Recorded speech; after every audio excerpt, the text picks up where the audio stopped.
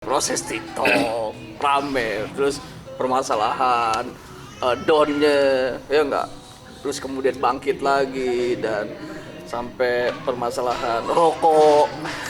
Ya, Kita tidak pernah cari sensasi, tapi selalu sensasional. itu. Ini yang mahal. Nah ini beliau luar biasa. Sekarang villanya udah di mana-mana. Amin. Tanahnya di mana-mana. Masya Allah. Ya enggak, kendaraannya Masya Allah banyak banget. Masya Allah. Nah itu semua bukan Ustadz yang nyeritain, saya langsung yang nyeritain. Oh,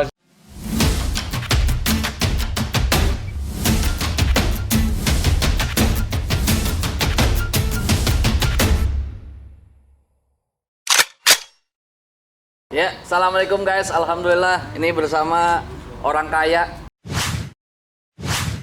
Tapi sungguh luar biasa proses perjalanannya. Beliau guru saya yang alhamdulillah sampai sekarang udah nggak syuting lagi bareng beliau. tunggu tanggal mainnya. Siap. Kita syuting bareng. Amin, amin ya Allah. Sangkin kelamaan gak syuting, akhirnya Hafiz syuting sendiri. Dia bawa kamera sendiri, dia cari narasumber sendiri. Iya, bayarannya. Terus dia bayar dirinya sendiri. Aduh, ya Allah, alhamdulillah Zat ke bawah. Berita Ustadz rame terus nih. Ya. Dari proses TikTok rame, terus permasalahan downnya ya enggak, terus kemudian bangkit lagi dan sampai permasalahan rokok. Ya. Sensasinya luar biasa atau gimana Zat? Atau gimana Iya. menurut Ustadz? Kita tidak pernah cari sensasi, tapi selalu sensasional. Itu. Ini yang mahal. Heeh. Banyak orang cari sensasi, tapi justru tidak sensasional. Malah jadi Malah jadi nggak catchy. Iya. Nah, tapi sekali lagi apa yang kemarin sensasional itu bukan karena kita cari atau kita buat. Betul. Dia terjadi alamiah saja gitu ya. Bahwa kemudian TikTok itu bagian dari bagaimana menjalin Teknologi, hubungan apa, pertemanan. betul. Kan gitu. Kemudian rokok dan itu bagian dari bisnis.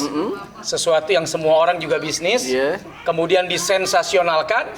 Nah, itu bukan maunya kita, tapi bisa jadi ini jalan penambah rezeki. Subhanallah. Nah, karena banyak orang buang-buang duit untuk cari sensasi. Udah duit kebuang kagak balik. Iya, Kita iya. alhamdulillah modal dikit, baliknya banyak. Ya. Itulah rezeki Hafiz yang Iya, tidak iya, bisa iya. kadang-kadang disangka dan tidak bisa diduga. Betul. Dan perjalanan hidup setiap orang pasti beda-beda. Beda-beda. Dan Betul, setiap betul. orang pun dengan rezekinya juga Beda-beda. beda-beda. Warung boleh sama, pendapatan bisa beda. Betul. Kita sering dengar kayak gitu Padahal kan. sebelah-sebelahan. Ada sebelah-sebelahan. Jualan-jualan yang sama. Betul. Barang-barang yang sama. Betul. Tapi kok rezeki bisa beda. Ya, toko handphone tuh berjejer. Toko handphone berjejer. Tapi Tapi belum bicara tentu. omset pasti beda-beda. Beda-beda. Itulah yang tidak boleh kita punya iri hati. Betul. Dan kita tidak boleh risau dengan rezeki. Ya. Karena semua sudah diatur oleh Allah Subhanahu wa taala. Subhanallah wa ta'ala. Subhanallah. Nah, terus kemudian kemarin ini kan sempat kok pandemi ini Ustadz, orang tahu lah di sosmed bagaimana terpuruknya Ustadz, sampai makan aja susah. Betul. Iya, waktu syutingan makan gampang ya. Iya, ada yang bawain. Itu gimana Ustadz? Ya, pandemi memang menghantam semuanya, Hafiz. Betul. Bukan hanya kalangan bawah, menengah, bahkan sampai di atas. Betul. Semakin di atas, saya rasa persoalan dan ujiannya semakin berat. Iya. Karena tanggungannya semakin berat, sementara pemasukannya sedikit. Betul.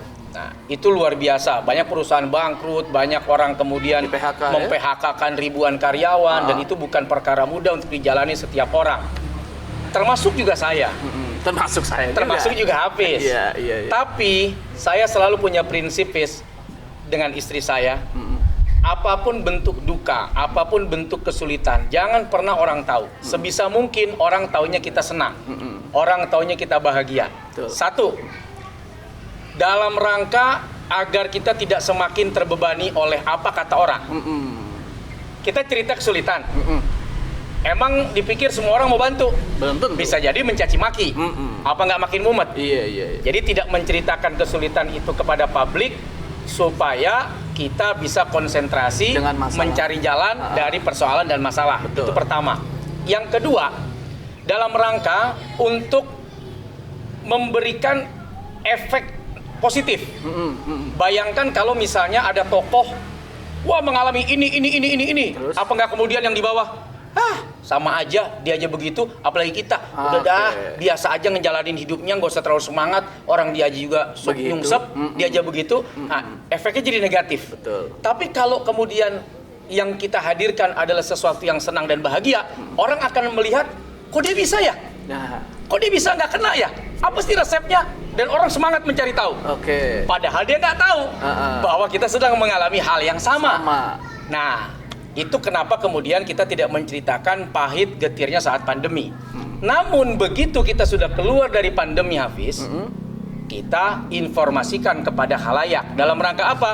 Senada dengan Quran. Wa amma bi ni'mati rabbika fahaddits. Kalau kita dapat nikmat dari Tuhan, dari Allah, fahaddits, kasih tahu.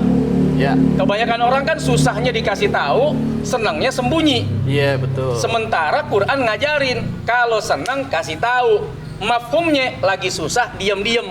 Jangan sampai lu udah susah nyusahin orang lagi. Iya. Tapi kalau lagi seneng, lu kasih tahu dalam rangka apa? Supaya yang susah tahu kemana dia harus mencari. Mencari pertolongan, Betul. mencari kehidupan. Oh, beliau lagi senang, mungkin bisa kali minta beras.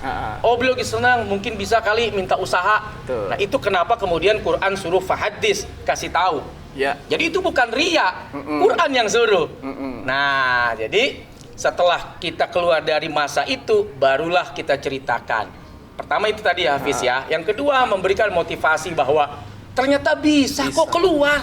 Setiap masalah Iya. ada aja jalan keluar Nah, buat orang-orang yang benar-benar mencari. Dulu Ustadz Solmed ngalamin pahitnya pandemi, tapi sekarang bisa keluar. Gimana caranya? Nah, di situ orang kemudian belajar untuk tetap sabar, tetap tabah, tidak putus asa sambil ikhtiar. Soal rezeki datang dari mana itu urusan Allah. Tugas kita cuma jalanin aja. Betul. Itu yang kemudian kenapa kami menceritakan. Itu pun juga tidak diniatkan cerita. Oke. Karena itu pertanyaan muncul dari Bang Ramzi saat aksi Indosiar. Siar. Nanya, emang bisa hidup antara artis dengan ustadz? Baru kita cerita, pandemi menguji kita semua. Betul. Ternyata April bisa melewati bersama dengan saya, walaupun saat itu keadaannya sampai saya harus minjem uang sama dia. Itu Bener. sensasional lagi. Berarti emang ya itu yang terbaik kali menurut Allah kan. Oke. Teng. Supaya apa? Supaya orang termotivasi. Iya. Jadi waktu saat lagi susah pinjam duit sama bini ya. Ratusan juta. Bener. Bener. Catatannya masih ada. Pinjemin saya sama bini Ustadz. Kenapa harus minjem ya? Minta dong. Minta pinjam Baik. maksudnya. Ini luar biasa. Ini kisah inspiring dan motivasi. Jadi tinggal bagaimana kita menyikapi apa yang kita lihat di depan kita. Nah, ini beliau luar biasa. Sekarang villanya udah di mana-mana. Amin. Tanahnya di mana-mana. Masya Allah. Ya enggak, kendaraannya Masya Allah banyak banget. Masya Allah. Nah, itu semua bukan Ustadz yang nyeritain, saya langsung yang nyeritain. Masya Allah. Karena saya lihat langsung, lihat aja rumahnya kayak apa, tahu gedenya, Masya Allah. mobilnya kayak apa, tahu mewahnya. Semua itu proses perjuangan yang kita nggak tahu bagaimana dia berjuang waktu itu. Nah, kan sekarang dirasakan, betul nggak? Nah, saya lagi ngikutin bagaimana saya bisa beli kayak beliau begitu. Masya Allah. Gimana, Ustadz? Rumah ini jadi saya bayarin. Boleh, asal cocok. Iya. Jual tinggal beli, jual tinggal beli. Oh, Iya. Yang repot kan kalau lu minta. Itu yang gue bingung, belinya bagaimana lagi nih kalau diminta. Gitu. Baik, thank you. Mudah-mudahan apa yang dikasih pencerahan dari guru kita Ustadz Solmed, mudah-mudahan akan menjadikan kita orang-orang yang terus termotivasi dalam kesulitan-kesulitan kita. Sukses selalu. Terima kasih Ustadz. Terima kasih Bung Hafiz. Assalamualaikum warahmatullahi wabarakatuh. Waalaikumsalam warahmatullahi wabarakatuh.